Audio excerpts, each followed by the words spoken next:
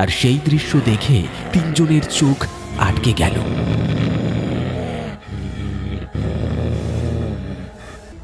ওটা ওটা কি রে রতন? মানুষ নাকি অন্য কিছু? কি নিয়ে যাচ্ছে ওটা মুখে করে? হ্যাঁ, ওটা কি?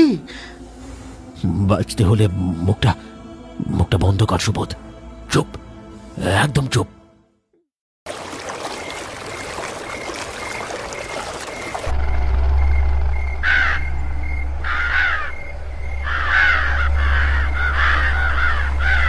আকাশের অবস্থা বেজায় খারাপ। দিন ছোট, রাত বড়। সূর্য ডুবে যাওয়ার আগেই চারপাশ ঘন কুয়াশার চাদরে ঢেকে গেছে। মেঘগুলো যেন কোষ্টি পাথরের মতো কালো। এক্ষুনি আকাশ ফোঁড়ে নেমে আসবে হাড় জমানো বৃষ্টি।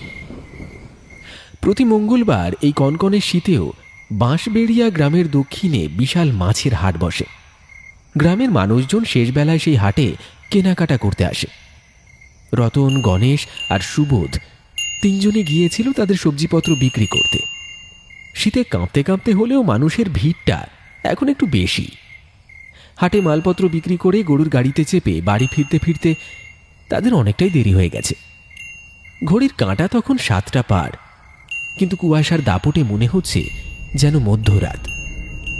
গরুর গলায় বাঁধা ঘণ্টির শব্দটুকু যেন কুয়াশার ভারে স্তব্ধ হয়ে আসছে। এই গণেশ, আর কত দূর রে?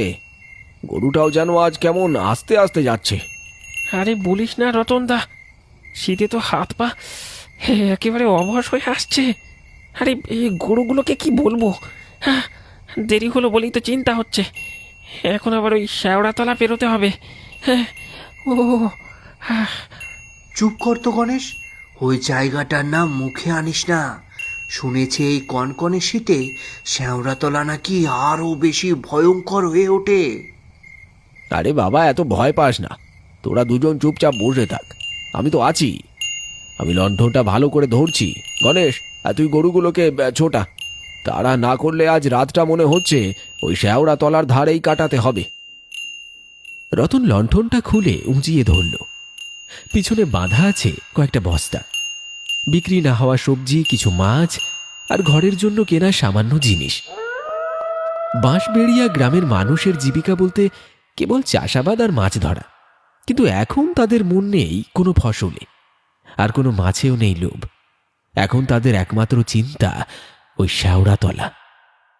গ্রামের সীমানায় যেখানে শেষ বাঁশঝাড়ের সারি মিশে গেছে অন্ধকারের সাথে, সেখানেই শ্যাওড়াতলা।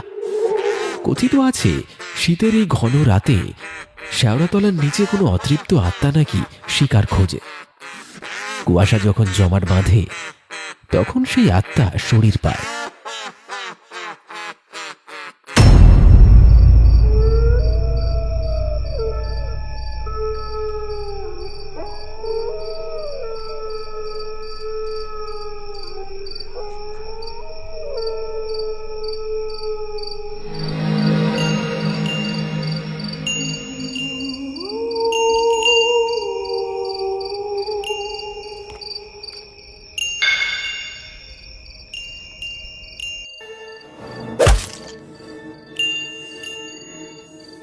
কি হলো রে? কিসে ধাক্কা মারলি রে গণেশ? জানি না, আমি জানি না। আমি আমি নামবো না, আমি নামবো না, আমি নামবো না।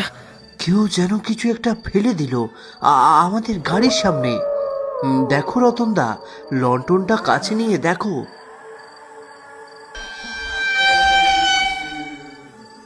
এ কি? এখানে এখানে হাড় কেন? কি কি ওটা রতনদা? হ্যাঁ, কিছু না, শুকনো ডালপালা।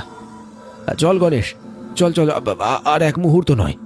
যতক্ষণ না শ্যাওড়াতলা পার হচ্ছি ততক্ষণ যেন যেন কেউ একটা কথাও না বলে। একেবারে চুপ। হ্যাঁ, চল চল চল চল। রতন, গণেশ আর সুবোধ এখন ভয়ে কাট। তাদের গরুর গাড়ি ধীরে ধীরে শ্যাওড়াতলার দিকে এগিয়ে চলল। চারপাশে কেবল ঘন কুয়াশা। তারা তিনজনই বুঝতে পারছে এই রাতটা হয়তো তাদের জন্য একটা অজানা বিপদ ডেকে আনছে। বেশ কিছুদিন ধরে এই বাঁশবেড়িয়া গ্রামে কিছু অদ্ভুতুড়ে কার্যকলাপ শুরু হয়েছে, তাও আবার এই শেওড়াতলায়। প্রায় আধ কিলোমিটার ফাঁকা মাঠের মাঝখানে একটা পুরনো বিশাল পুকুরের ধারে অবস্থিত এই শেওড়া গাছটি। গ্রামের আর কোথাও এমন বিশাল গাছ দেখতে না পাওয়া গেলেও এই শেওড়া গাছটি যেন মাথা উঁচু করে দাঁড়িয়ে আছে। মনে হয় কোনো পিশাচের দল নজর রেখে চলেছে এই বাঁশবেড়িয়া গ্রামের চারপাশে।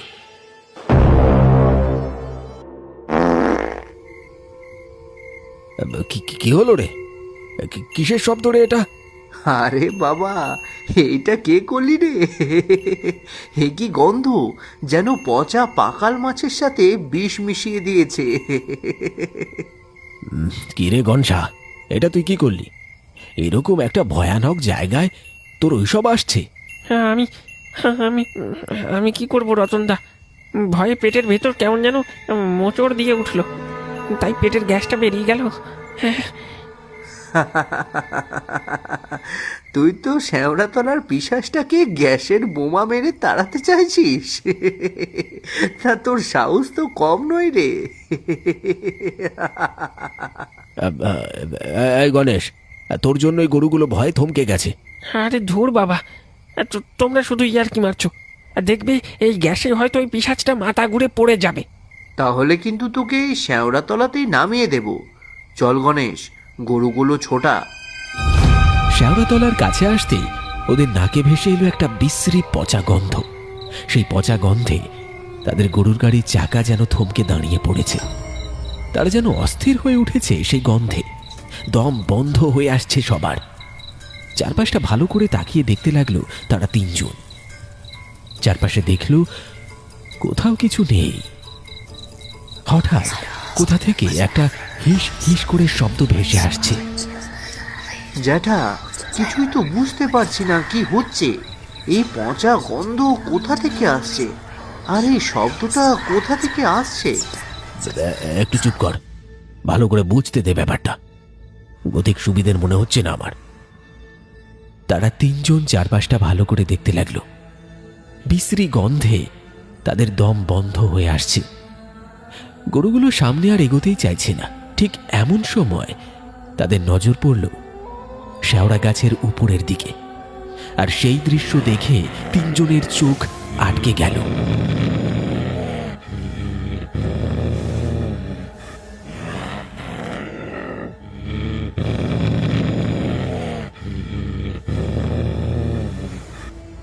ওটা ওটা কি রে রতন?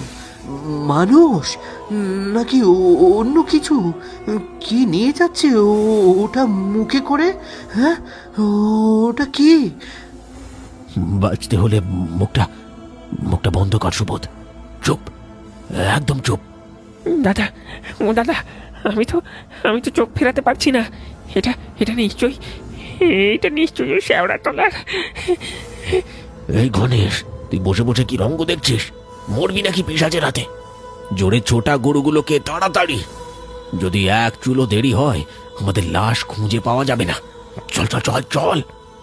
রতনের কথা কানে যেতে গণেশ যেন হুঁশ ফিরে পেল। আচমকা চোখের সামনে সেই পিশাচকে দেখে গণেশ ভিমড়ি খাওয়ার মতো হয়ে গিয়েছিল। রতনের কথা মতো সে যত জোরে পারে গরুগুলোকে ছোটাতে লাগলো। তারা তিনজন এতক্ষণে বুঝতে পারল এই শেওড়াতলায় কি বিভীষিকা বাসা বেঁধেছে।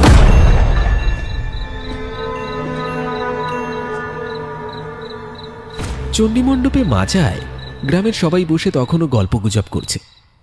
তবে আলোচনা এখন আর চাষবাস বা ফসল নিয়ে নয়। গত কয়েক মাস ধরে গ্রামে ঘটে যাওয়া অস্বাভাবিক মৃত্যুর ঘটনা আর শেওড়াতলার অভিশাপ, এই নিয়েই মানুষের মনে এখন গভীর আতঙ্ক। বাইরে শীতের কনকনে হাওয়া আর কুয়াশার সাথে ভিতরের এই ভয় যেন সবাইকে আরো কাবু করে ফেলেছে।